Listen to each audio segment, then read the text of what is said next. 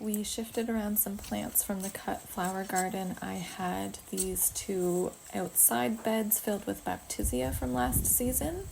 I really like to use that for foliage in my bouquets, but they got totally decimated by the local deer and cow populations, either just eaten back to the ground or stepped on by the cows. So we decided to dig those up and relocate them inside the fence. So we dug a couple fresh beds, lined them with bricks from around the property, and I refreshed these two beds on the outside for my foxglove.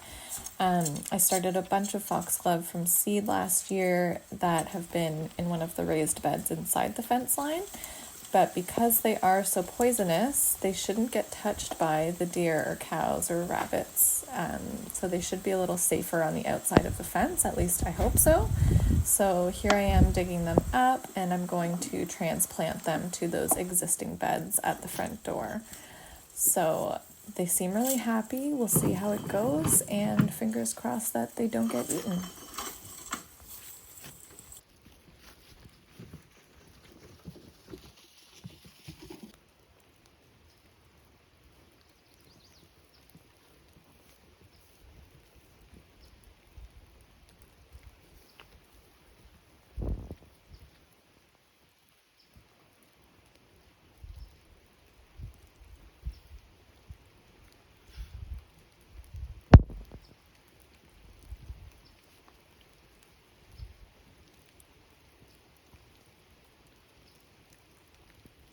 Now you have my shovel too?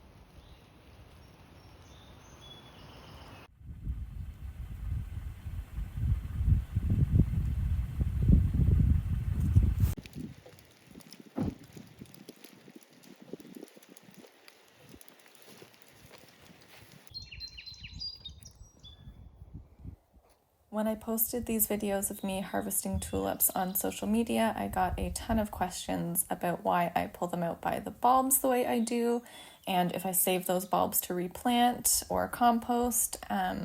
So I grow tulips as cut flowers, so I treat them as annuals.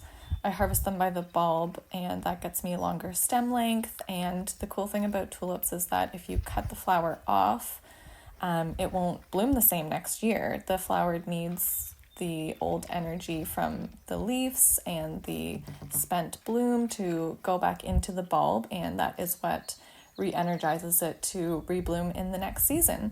So if I were to cut that off and leave the bulb in the ground, they may or may not flower next year, and if they do, they won't be as nice to use in bouquets.